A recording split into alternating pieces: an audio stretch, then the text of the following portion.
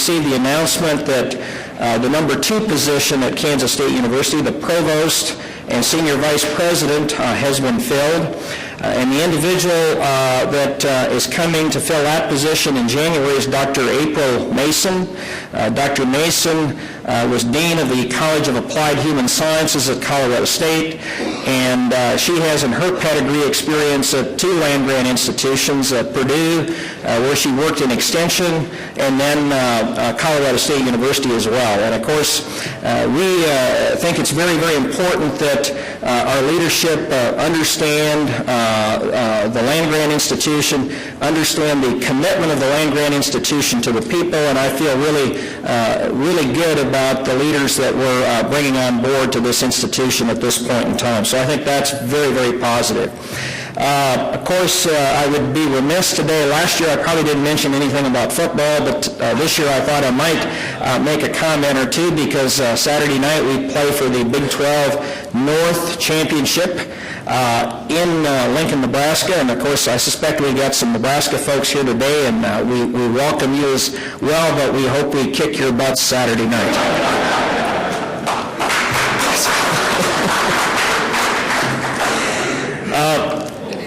This is also a real positive time. By golly, I know that guy back there. Yes, good Nebraskan. Yes. This is also a very positive time, I think, for the Department of Animal Sciences and Industry. And Dr. Nicholas mentioned that I came here almost 3 years ago now, and had the honor of leading the Department of Animal Sciences and Industry. And this is a department that many of you know has a long, long commitment to students and animal agriculture. And we believe very, very strongly in that commitment. Our undergraduate enrollment this fall is 892 students. That is a record or near record, and I think it says a lot about the department. It says a lot about the faculty that we have. We have a faculty that is committed to students, does an outstanding job of serving the needs of students, and I think that's why we tend to attract a lot of students. And we know that preparing the human resources for industries like the swine industry is a very important responsibility, and we are committed to fulfilling that responsibility. We also, the other big job that we do in a department like Animal Sciences and Industry is we develop and deliver high-quality, relevant information. And that's what this meeting today is all about. We're very proud of the swine team that we have at Kansas State. These folks are not only nationally recognized, but internationally recognized as people who really understand the industry and are devoted to bringing you the best information to help swine producers become more profitable. And we know that is an extreme challenge today. We know that this industry is under a lot of economic pressure at this point in time. If we look at the energy policy in the U.S., we look at a national and global recession, and then the emergence of H1N1, and we put all three of those factors together. We've put an industry under extreme pressure, and we're certainly aware of that and very sensitive to that. However, we also believe that the best approach to that is bringing the best information that we possibly can to help you folks manage through this particular time in the swine industry. And we think this program today does a good job of that. And I'm very, very proud of the swine team here at K-State, the work they've done in putting this program together. And we're delighted to have you at Kansas State University in Manhattan, Kansas. And I would just close again by welcoming you today, and I hope you have a good day. Thank you.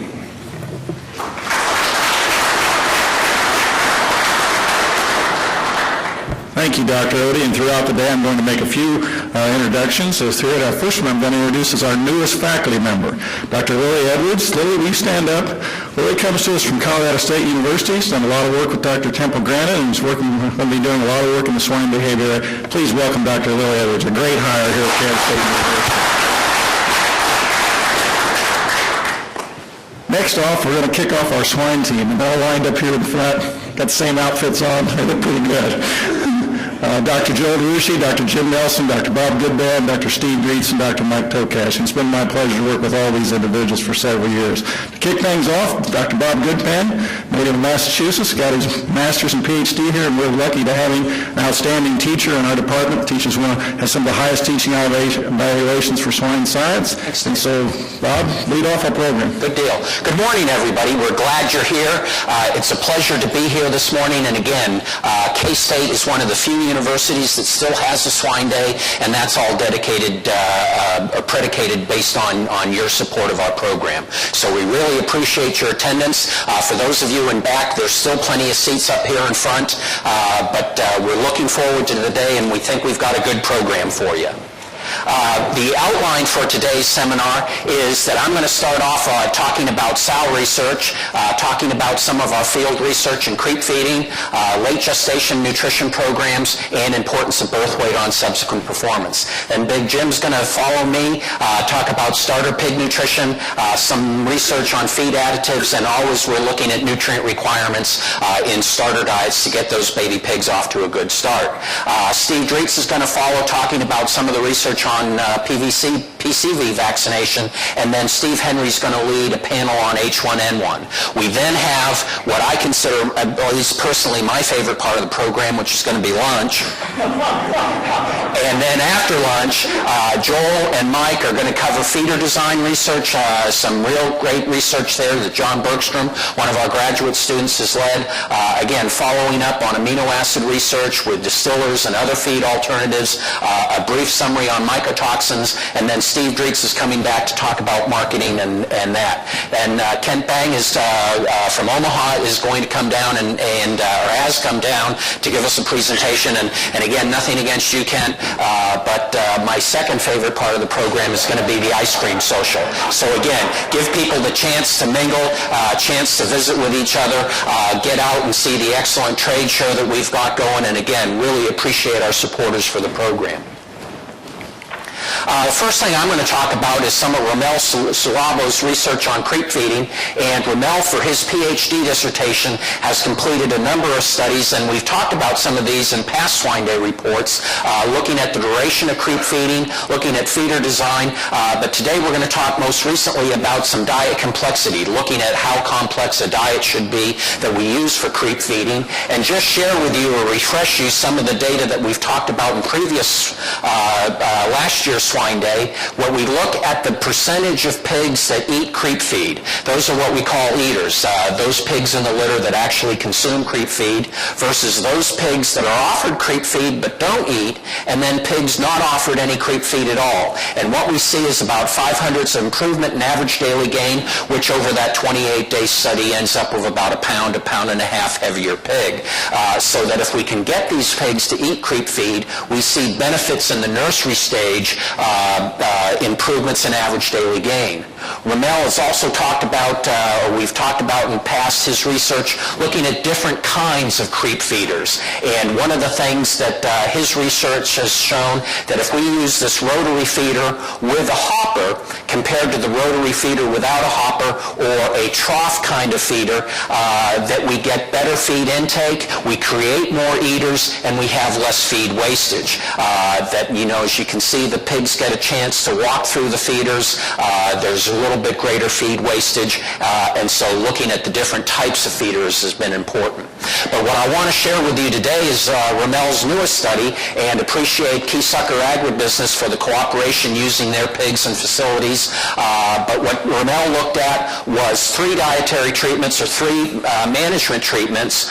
First of all, pigs that weren't offered any creep feed, pigs that were offered a simple creep feed diet, that is the lactation diet that they were provided, or they were provided a complex creep diet similar to the SEW, or even a little bit more complex than that SEW type diet. And based on his research, we fed that creep feed for 18 to 21 days, just the last 3 days before weaning, and we used the rotary feeder with the hopper.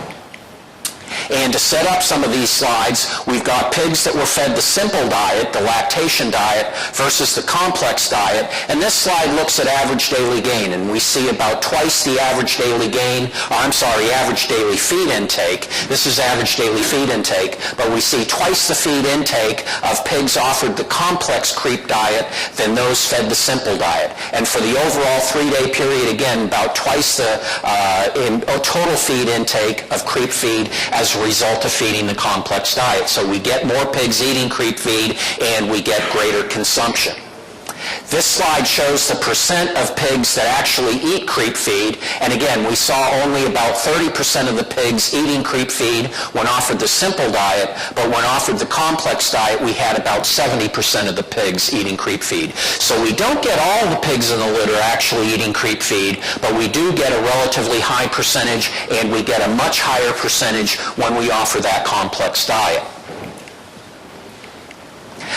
One thing that's interesting to me, and may be intuitive to you, but I was very surprised that when we break the litters out based on the heavy pigs, the intermediate pigs, and the light pigs, fed either the complex diets or the simple diets, I would have thought before this trial was started that we would have had the heaviest pigs eating the most creep feed. And again, maybe that's just me. I don't know. You guys may have known that. You knew that already, Mike.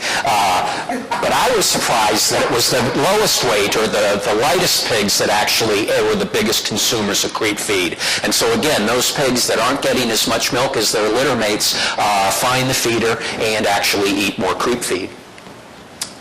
This slide represents the percentage of pigs that don't or that lost weight or didn't gain weight after the initial weaning period of 3 days. And what this slide says, again, here we have the eaters versus the non-eaters. Again, both categories offered creep feed, but these guys, just the ones that consumed it, only 17% of those pigs failed to gain weight immediately after weaning, compared to about 30% of the non-eaters and 30% of the creep-fed pigs. So again, we see pigs getting off to a better start when offered creep feed the last 3 days before weaning. And probably one of the most important slides, again confirming that earlier slide that we showed, that when we look at average daily gain from day 21 from weaning to day 24, we see a big difference, the blue line representing the eaters, the red line representing those pigs that failed to eat creep feed, but we see a big difference early. These lines kind of come together, as you'll notice, which is a little bit surprising to us, but again, like the earlier slide that I showed, we see an improvement in average daily gain of the eaters compared to the non-eaters of about 0.05 of a pound.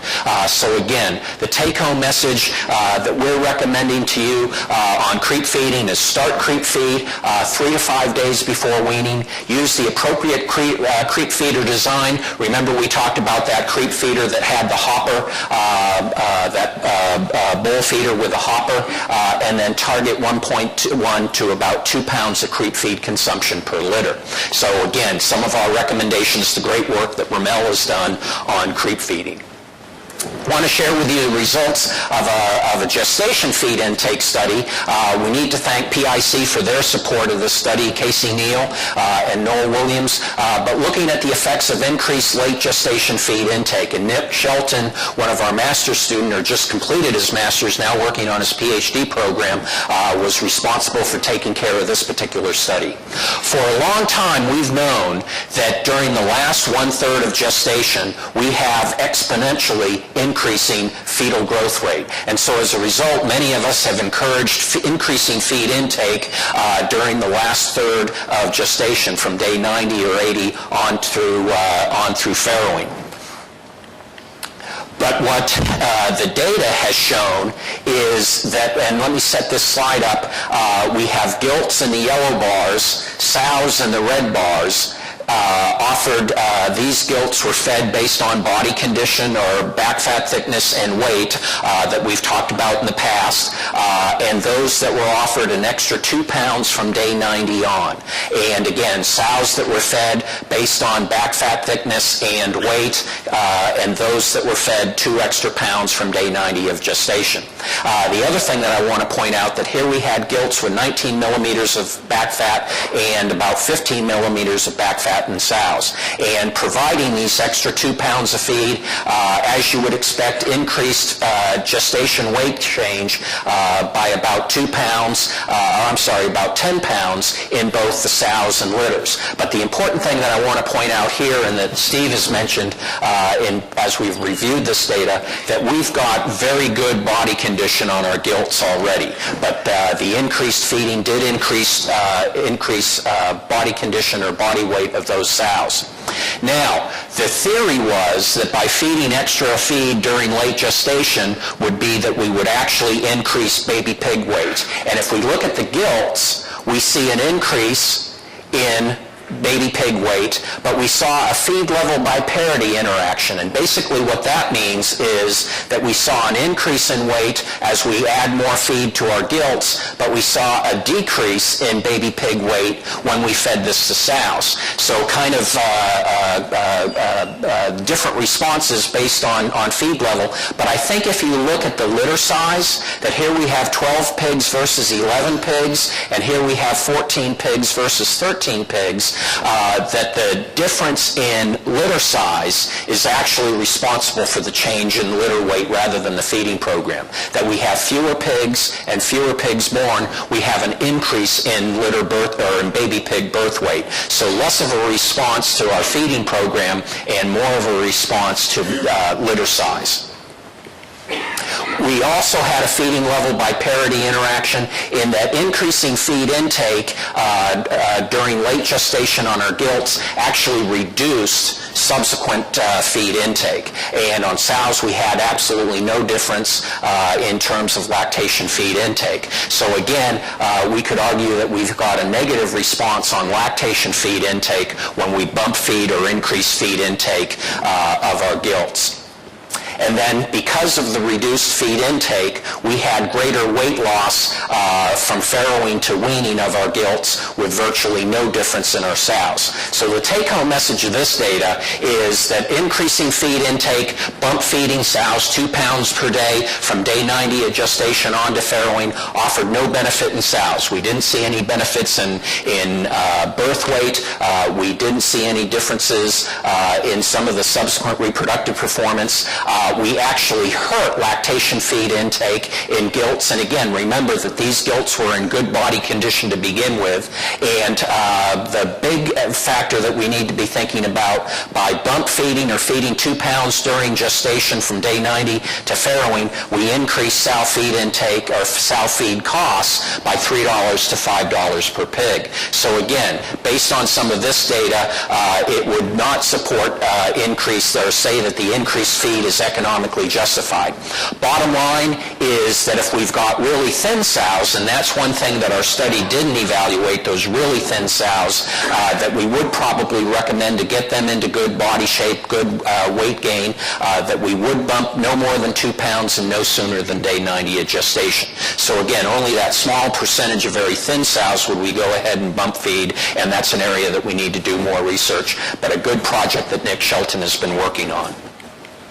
Last thing that I want to share with you is some results of a study that John Bergstrom, one of our PhD students who's getting ready to graduate, was involved with, and he looked at the effect of piglet birth weight on litter size and subsequent growth rate. Again, as we see larger and larger litter sizes, how that influences, we get smaller pigs, and how that influences subsequent growth performance.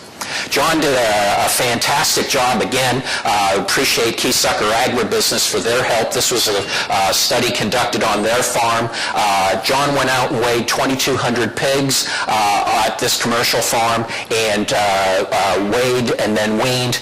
They were weaned at about 25 days of age.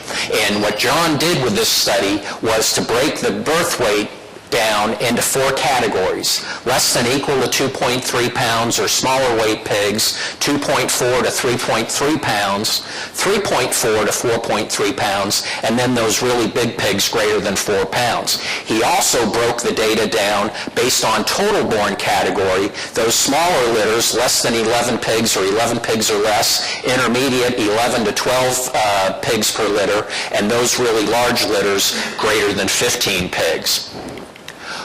What the data showed was that the lightweight pigs, as represented by these purple bars, or purple portion of the bars, these are pigs less than 2.3 pounds, as you would expect, and as many of you I'm sure have observed, increased. And so that we saw an increase of lightweight pigs on the larger litters. But the real exciting information that John's research has brought out, that if you look at the pigs 2.4 to 3.3, 3.4 to 4.3, and the really big pigs, we have more total pigs in what I'm going to call that full or fuller value pig range than we do with our intermediate and smaller litter sizes. There we've got 8 full value pigs or fuller value pigs compared to 13 pigs. So even though we're producing more lightweight pigs, we've got more total pigs in that ideal weight range or above that 2.3 pound weight range.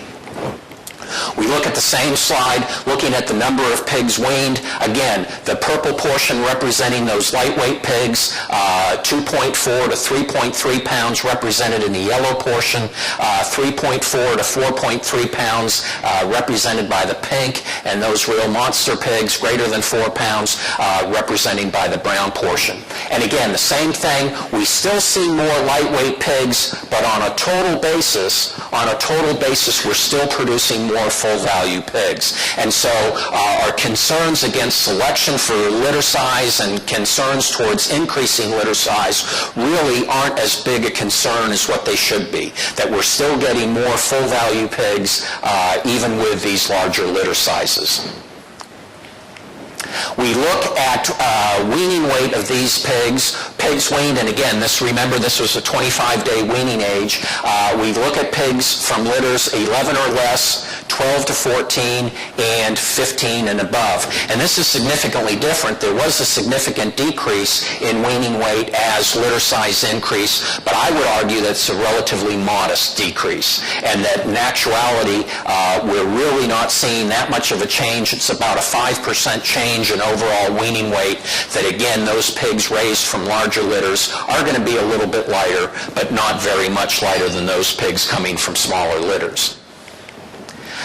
We look at mortality, pre-weaning mortality, 8.6 versus 12.6 and 11.5 for the large litters, the intermediate litters, and then the smaller litters.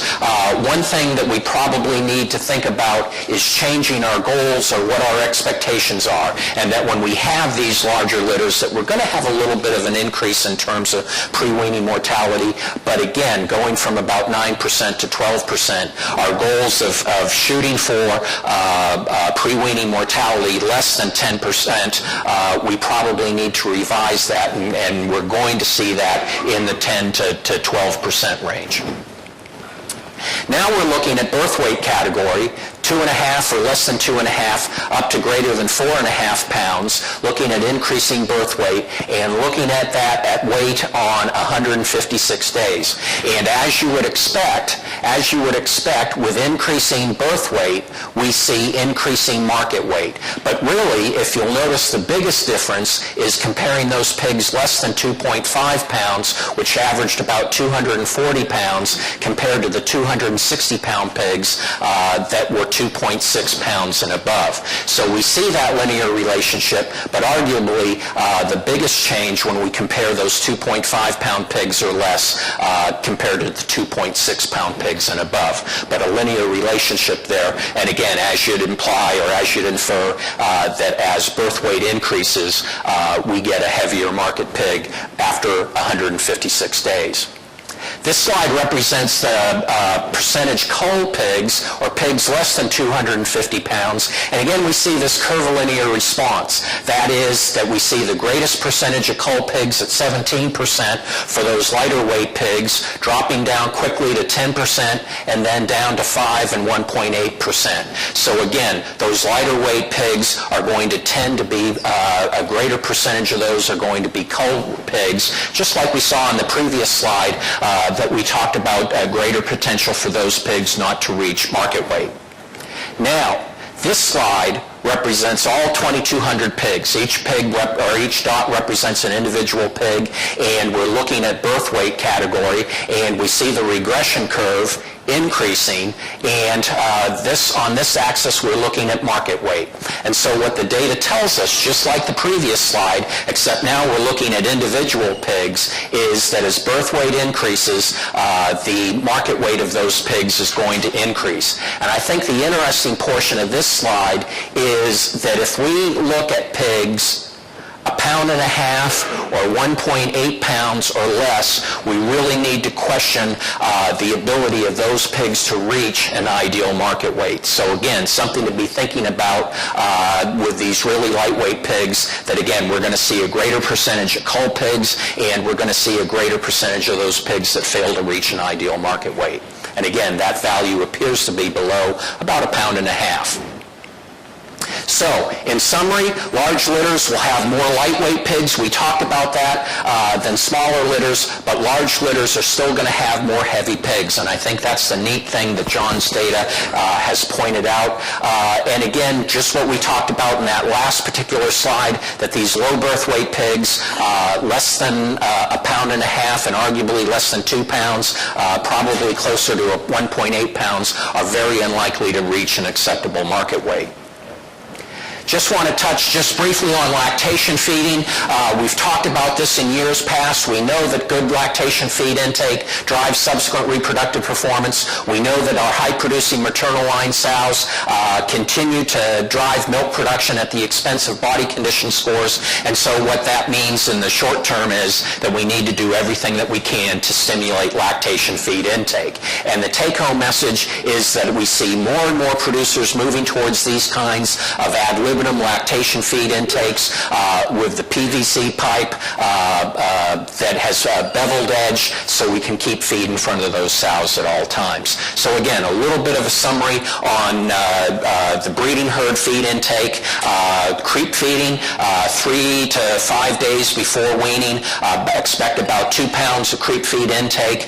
We'll get those pigs off to a good start, but again, those are the pigs that eat the creep feed, and so we need to do everything we can to get those pigs eating creep feed. We talked about bump feeding, increasing feed intake just the last 10 days before farrowing. Not much of a benefit, but maybe with those really extreme thin sows that we want to go ahead and take a look at that. And then again, we didn't see an increase in birth weight, but birth weight is very important for those pigs to reach subsequent market weight. So with that, I'll turn things over to Jim to cover nursery pig research. Good job, Bob. Thank you very much, Bob. Boy, it's exciting to see a crowd like this at Swine Day. I'm actually the chairman of this particular program, and each year about in August, Lois always challenges me. She goes, Jim, you're not going to have anybody at Swine Day this year, and so it's great to see the producers, the people that are passionate about the business, outside industry friends, guests from across the country.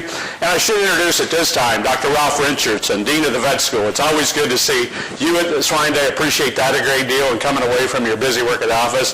And a colleague, former colleague of mine that shared an office next to me was my mentor when I started, Gary Ali from Missouri. Good to see you here. And so good to have other nutritionists and those specialists. We used to spend the morning program entirely on baby pig nutrition. And Bob, I got, what did you say, 14 minutes now? Did I get a talk? He handed me the pointer and said, Jim, you got 14 minutes, which that's what you'll be doing the whole time. And anyway, we're going to do it pretty quickly today. We're going to cover the new concepts that we've done in nursery nutrition and management. And quite frankly, a lot of the things that we'll be covering today will be in the poster session out by the north windows when you're at lunch or at the end of the program or during, when Bob, where are you going to be at the ice cream social? When we're at the ice cream social, if you got tough questions, I'll guarantee you the pros are the students that do the work. And so go out there and challenge them, ask them about their research. We're proud of them, and they enjoy very much sharing their information with you. Okay, Ralph made it. Good morning. We're going to talk quickly about getting baby pigs started on feed in the nursery. As I said, we used to talk about, Steve talked about 72 hours post-weaning in the nursery, going in there and marking those non-eaters, and now Bob's talking about eaters in the farrowing house, making sure you find those pigs that are gant, that are sucked up in their middle. You know, I thought it'd just be easy to give you an example of this in terms of making sure you got a full belly pig that's full of feed. Oh my gosh, somebody messed with my slides, Mike. I guess that is an eater, Bob. That would be anyway, we got to keep, I'll probably be, what's the new president's name? I'll probably get to meet him later this afternoon. No, I tell people at Swine Day, we're all about feeding the people of the world. And a matter of fact, oh my God, there's another. One K-State farmer feeds 129 people, or Mark Mangine. Oh my God. Well, anyway, we're all about getting pigs started on feed, and I better get to work or I'm going to be in a lot of trouble. This is some work Mandy Myers, a relatively new student from Colorado State, conducted in 2009. We've shown for years in the nursery phase how important porcine plasma from different species is to getting pigs started on feed. We tried a new protein source. This is a protein that is enzymatically processed, and the 2 stands for 2 different protein sources combined, and an intestinal protein, also then combined with a soy protein that's further digested or enzymatically digested. And when we look at the first 14 days in the nursery phase, it did not meet the expectations in terms of plasma, in terms of bringing pigs up on feed. And the producers in the room know that already. They go, Jim, for years you guys have told us plasma brings pigs up on feed. But in the second phase, with these other protein sources becoming less available and more expensive in some cases, we compared the same protein source to fish meal. And this is the high-quality select mid-8 fish meal that most of you have. The nutritionists in the room use this in formulation all the time. And this intestinal protein, when we replace it at either 4, 8, or 12% of the diet, actually exceeded the level of performance we got from fish meal. So in phase 2 diets, another alternative protein source that we think is quite promising. And a matter of fact, if you look at the overall nursery performance, or in this particular case, 25 days into the nursery, it equaled the plasma fish combination, which is quite exciting for us. And we had a group of pigs come in Tuesday from Illinois, where we're doing follow-up work with this, a set of SCW pigs coming in and looking at even additional protein sources in this particular family to see if we can get benefits in terms of performance.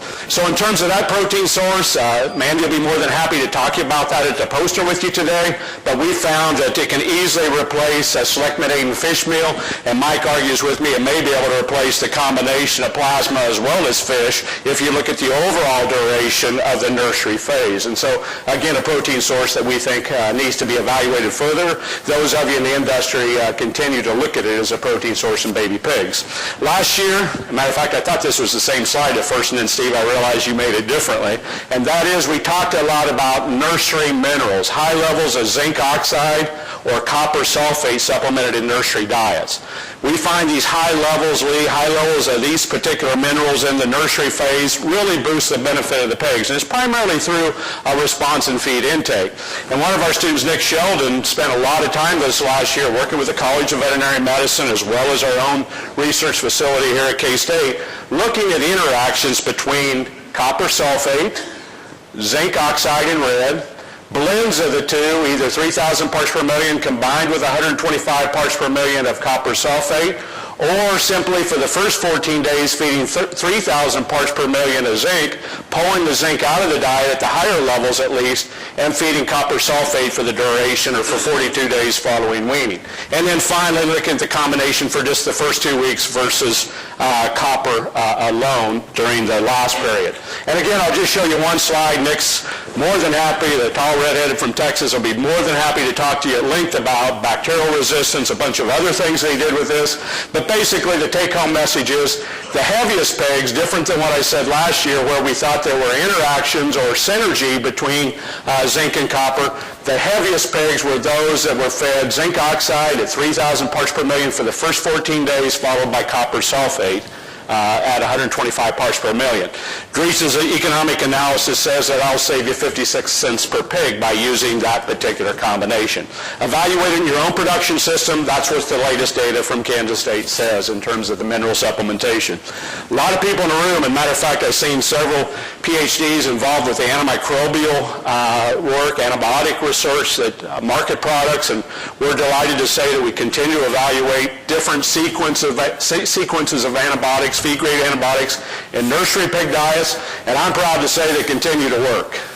We looked at Denigard, CTC, Palmitil followed by CTC, Denigard or Palmitil, pulling them completely out of the diet, Denigard followed by Mecadox, which I showed that last year, and then Palmitil followed by Mecadox OTC. Now this particular unit is in Illinois, Matt Steininger, and I don't think Matt's here today, but Matt is one of our master students, came to us as an undergraduate from University of Illinois, has a unit that he has opportunity to do research with PRRS positive pigs, pigs that are challenged with respiratory disease as well, and we continue to see very positive benefits in the nursery phase.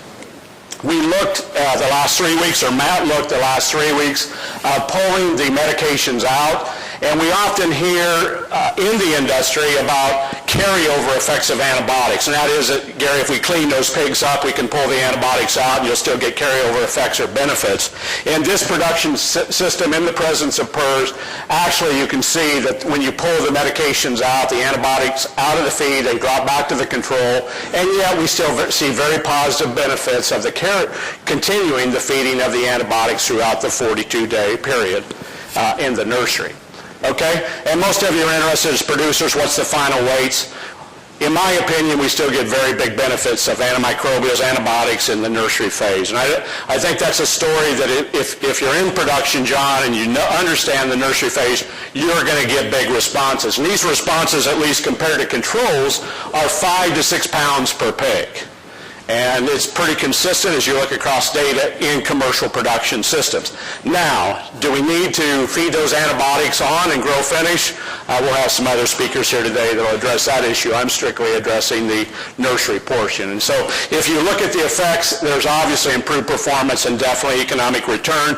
Look at the cost of the antimicrobial, pick the one that works the best for your production system. Cassie Jones, one of our students last year, now at Iowa State, and she actually called me on the phone this morning, wanted to be here, did a lot of work with phytase, an enzyme that releases, those of you that as nutritionists know that it releases a lot more of the inorganic, or as Ernie Peo taught us, the phytic phosphorus tied up in grains, cereal grains, or distillers grains, or soybean meal. And you can see her data shows whether we use Optiphos or Thiazine, two different sources of phytase, you continue to see increasing release. And if you analyze these products using the AOAC procedure for phytase, we can easily release 0.12% additional available phosphorus by feeding 900 to 1,000 units of phytase. And so some people are even going slightly higher than that in terms of release values. That's what we showed with Cassie's work. And again, a lot of data that we collected in the field. More recently, and Bob actually helped finish up, and this particular experiment was looking at phytase stability, because we know phytase is an enzyme. And so the question is, what happens when you pellet these products? What happens when you put them in different temperatures in feed mills? We had Terry Google up here that manages our mill. You know, I've been in that mill out there in the summer. It's 110, 115 degrees, and he's out there making feed right on for our pigs for K-State. So we looked at 3 sources of phytase, the Ronozyme, Optiphos, and Thiazine. We looked at either coated or uncoated. We looked at pure forms in terms of stability. We mix it with vitamin premixes or VTM, vitamin trace mineral premixes. Variety of temperatures, anywhere from cold to very hot, and I'll put this in Fahrenheit in the next slide for you. And then different periods, 30, 60, 90, 120, 180 days of storage.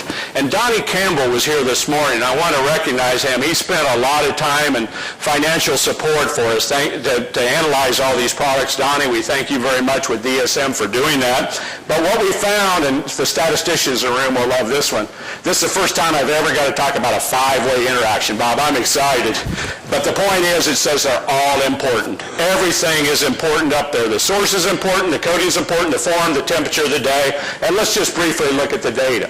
Again, temperature in Fahrenheit ranging from 0 to 99 for the hottest. And I think you can see if we store these pure phytase forms, the three forms in fairly cool temperatures or even cold temperatures, they're fairly stable over time.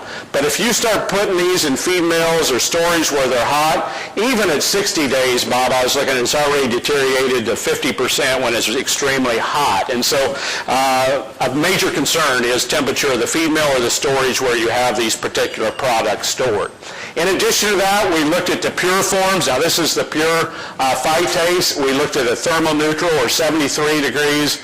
And I looked, it's about 73 degrees right now in this room, Bob. So that's where they were stored. And again, very good stability of these products, regardless whether it was coated or uncoated, ranging from 61 to 91. And so I think you can clearly see that when stored properly, these products are fairly stable. However, if you start mixing the pure forms, taking the pure phytase and mixing, which we do, mix with a vitamin premix, your vitamin A, D, E, etc., you see some differences. This is thermal neutral, 73 degrees, and look at the differences in drop-off. And this is, again, uncoated versus coated, uncoated, coated, uncoated, coated. And so when you start mixing phytase with other ingredients in the diet, you start losing stability, some 20% drop. How about when you mix them with the vitamin and now trace mineral, when you add in the zinc, the copper, all those other trace minerals that we add to swine diets, you even see more dramatic effects. Whereby, in this case, the coated products, regardless of source, the coated products are much more stable. And this is when we store them at a thermal neutral or an environment like it's in here today. Okay? So under many conditions, we're going to start wanting to look, especially as we go to the more tropical regions, raised pigs, we're going to start wanting to look at the possibility of using coated products. And then finally, the high temperature. And I want to end on that by saying, obviously, regardless of source, high temperatures greatly degrade the stability of this particular enzyme. And quite frankly, it helped a little bit, to coat a couple of the products, but the bottom line is you do not want to store these products in hot environments. They simply will not stay the time in terms of utilization in the pig. Okay, so I talked about the five-way interaction. You want to store the pure products, especially at cool temperatures. They were by far the most stable in premixes. It really didn't matter whether it was a vitamin premix or a trace mineral premix. The longer the storage and the higher temperature, we just seen the stability start to drop off. Maybe the one saving grace, and I think all three suppliers are now readily available or wanting to make available the coated product, mitigates many of the negative effects. And so the coated product at high temperatures is definitely an advantage over the uncoated phytase sources. Okay, the last area. I think this may be our newest student, Jeremiah Nemechek, North Carolina State University. And matter of fact, he's working hard in the nursery phase.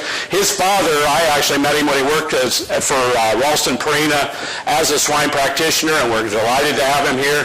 He will have a poster on this, and so there's a lot of data. I apologize. But Jeremiah's research is looking at carryover effects of lysine, the amino acid most limited in nursery phase.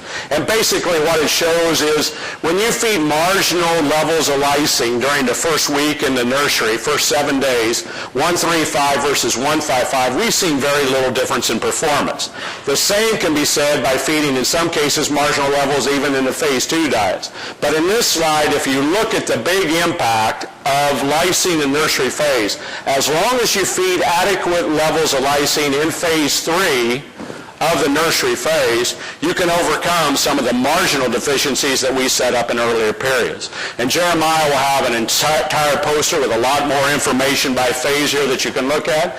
But the bottom line is that you also see improvements in feed efficiency by feeding the higher levels of lysine only in the phase 3 period, or from days 21 to 35 post-weaning. Now we got one here that's a little outlier, but they were fed the high, and then low lysine. The bottom line is feeding higher levels of lysine in that phase 3 diet, at least in our nurseries, really helped. And Jeremiah's weaning pigs, 6 o'clock tomorrow morning? Is that when it is? If anybody wants to help follow up this research, he'll be more than happy to let you help him weigh pigs tomorrow morning.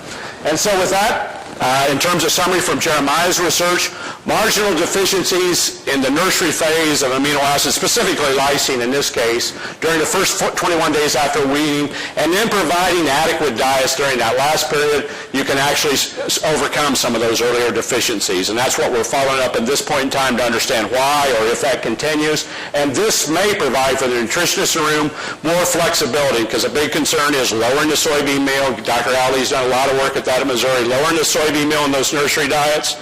So if you have lower lysine, potentially we can still use, James, the synthetic and lower some of the soybean meal, get away with some of the other E. coli problems that we have from the hypersensitivity to soybean meal in nursery diets. And so with that, I'm going to be around all day. We're delighted you're here. It's a pleasure to have you on campus. And I'm going to turn it over to Dr. Dries to talk about some of our vaccine work. Steve? All right. Thank you, Jim. Could I use that pointer? Oh, absolutely, and you need that too. All right. And the clicker. I'd like to start out and thank you for attending Swine Day. As Bob said, it's one of the few Swine Days left in the country, and it's really exciting and to be able to be part of the K-State team, and to me that tells us that we're focusing on questions that are relevant, and when we come to work every day, we're trying to figure out things that are relevant to your operations. So we appreciate your support. We appreciate all the support of the sponsors and everybody in this room. And especially, I really want to point out from the standpoint of our graduate students, they really do a wonderful job. If you look at Swine Day this year, and you start adding up the number of pigs, the amount of feed that was weighed, the amount of stuff that was tallied, the amount of statistics that was done in there, it's a pretty impressive number, and a bulk of that work is done by those graduate students, so we really appreciate that. Moving into this area, this is an area that we talked about last year, looking at, we've over the last several years, we've done several studies with PCV2 vaccines. From our perspective, on the nutritional side, we've with Megan Potter and her program, we've tried to take the animal science principles of experimental design and field research, taking it to the field, and use those principles to generate some data. We talked about this last year. This built on a study that was presented last year, and actually a study that Erin Keene presented at the American Association of Swine Veterinarians Student Paper Competition. She got a second place.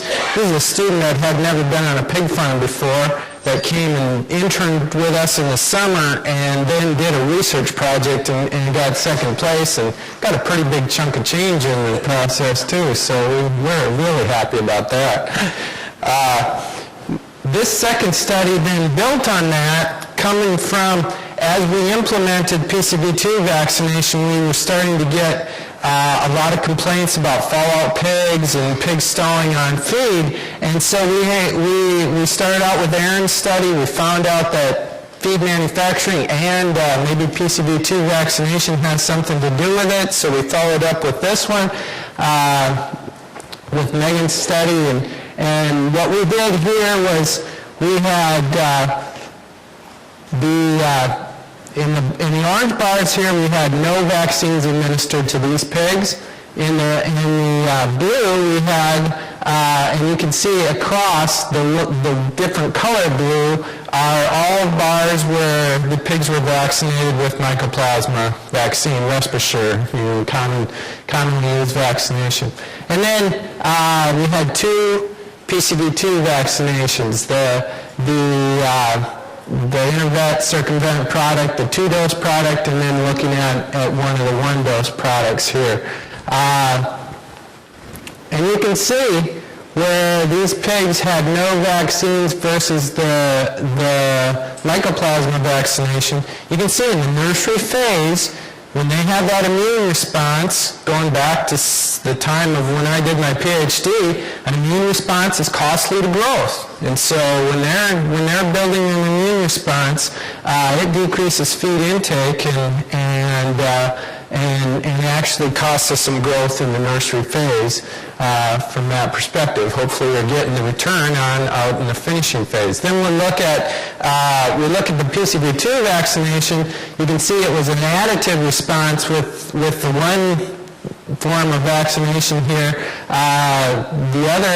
The BI Circoflex didn't seem to have as much impact with the one dose on feed intake as the two-dose product. And subsequently we learned here too that the large proportion of the response was after that second vaccination. And so because of this, many people out in the field have moved away from that first dose in the farrowing house and second dose right at the time of weaning and gotten that timing of vaccination and worked on it.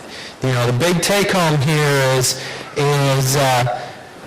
the effectiveness of these vaccinations are in question, but I think the timing when you're having trouble getting some of these pigs on feed, we got to really consider this interaction of vaccine and immune system.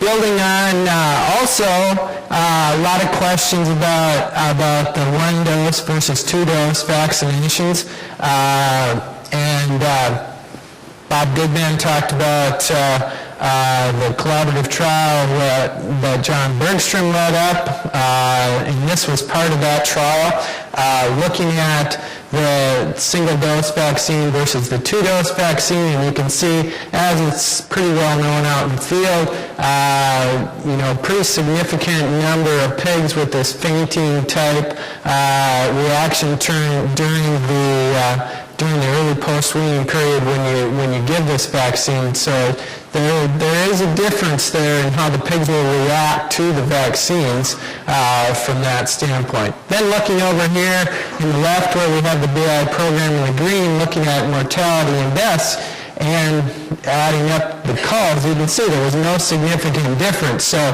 we can see that this type of reaction around the vaccine certainly doesn't seem to be leading to any overall increases in mortality from that aspect, with no significant differences there amongst the programs in mortality rates.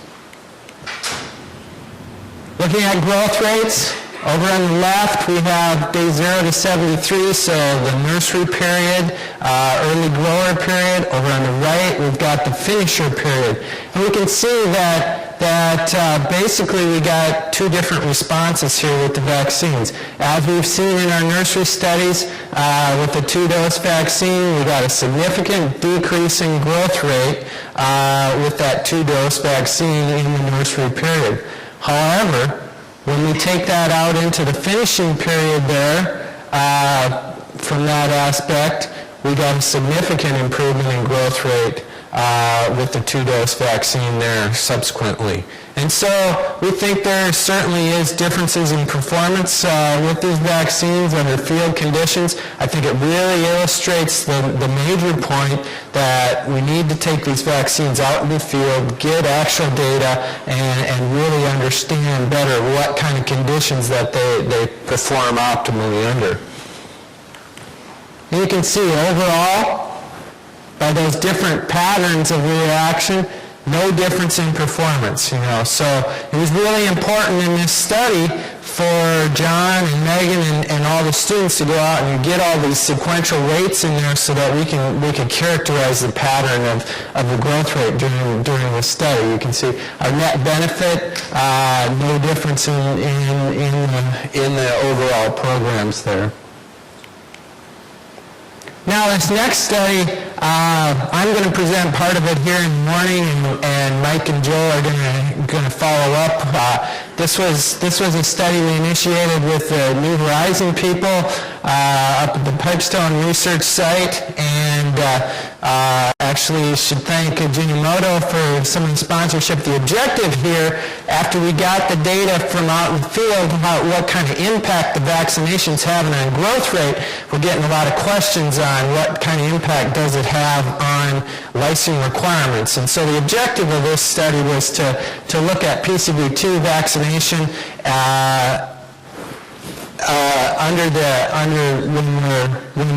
from the improvements in growth rate. And we can see here, this is where we're setting up the study, where we've got half the pigs that are not vaccinated for PCV2 and half the pigs that are vaccinated for PCV2. This is about 2,600 pigs here that we started out on test. PCV2 vaccination was on the day of weaning, 2 full doses using the Untitled vaccine at the day of weaning and 15 days later. And you can see no difference after that first vaccination than after that second vaccination, like we've seen in several other studies. We've got a subsequent decrease in performance over that 2-week period when those pigs are going through that immune reaction. Getting into some of the interesting points of this study, as the production practice within this production system, as their PRRS control, they were inoculating all these pigs with an active PRRS virus, and that was done with a PRRS challenge on day 29 after weaning. And we can see that then from the day 29 to 50 period, again, now, all of a sudden, after we go through that PRRS challenge, those PCV2 vaccinated pigs had subsequently better growth performance. And so in that nursery period, that 50-day nursery type period, overall the growth performance between the two between the unvaccinated and vaccinated pigs, even though after that second dose of vaccine we had a lower growth performance, our overall growth performance is no difference in this study when we start getting that impact on the PRRS vaccination. So, again, brings up the importance that just looking at overall data doesn't tell the whole story. Looking at sequentially here and looking at that pattern and growth rate really helps us tease out some of the mechanisms of what's going on in some of these responses and helps us make better decisions within these systems. Now this is some of the really interesting part subsequently as well, and this is looking at mortality or survival. I've got it listed on our survival rates, where we've got about 0.5% losses through day 15, and then you can see in the purple where we don't have any vaccination, I think we had a little PCV2 challenge here, to say the least. You can notice how by day 50, after we've had that PRRS challenge, we're starting to see a spread in mortality rates. By day 71, we've got a highly significant difference in survival rates, and we've got just about a 27% loss rate there through day 99 on this study. So we'll be showing some of the data on the lysine requirements, the differences out there. Great study, but we certainly set it up here. I think it really illustrates the point, too, that when you're under a PRRS challenge environment, the PCV2 vaccination helping control, I think it's some of the observations we're seeing out in the field. The critical nature of the PCV2 vaccination makes sure you're getting it in, getting the timing right, getting the dosage right, all these good types of things subsequently really take home the point on the vaccination. As we quickly wrap it up here, just wanted to say too, we're going to do one more trial here. Over the last year, we've been able to add another field research site, thankful, and it's in Kansas with J6 Farms. They've invested a lot of time and energy and resources into developing a field research site. Megan Potter's been the graduate student really leading this up and leading the charge.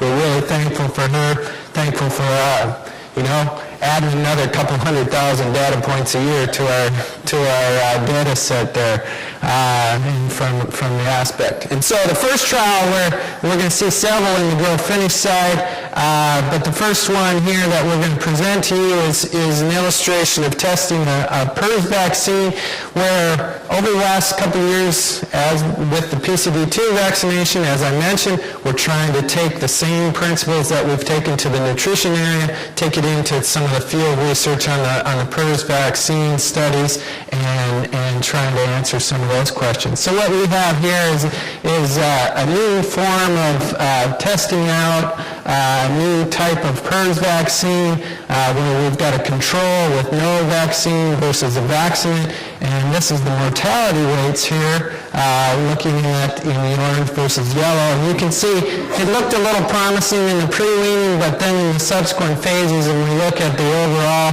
there was really no effect of the vaccine on the mortality rates, unfortunately. And then when we take it to the production rate, production parameters, you can see average yearly gain and feed efficiency here between the control and vaccinates. No difference in performance. So again, typical of some of the studies, we go out, do the work, try to design it well, and the graduate students get a little down when we don't see a response sometimes, but it's a great piece of information that we've learned here in the way, and we've taken it to the next step in testing it in the field and helping build on the other body of knowledge. Now, key take-home message here is definitely want to look at how not only PCV2 vaccines, but some of these other vaccines that we're administering in the nursery phase. You know, over the last few years, we've moved to quite a bit of vaccination during that nursery phase. Need to really evaluate this on what kind of negative impact it's having in the nursery phase and what kind of impact it's having on starting pigs on feed. I think those couple of studies that Megan and Aaron King have done have really illustrated to us and to veterinarians out in the field that can be how they can be having a negative impact as well. And certainly it needs to be evaluated against effectiveness in the finisher.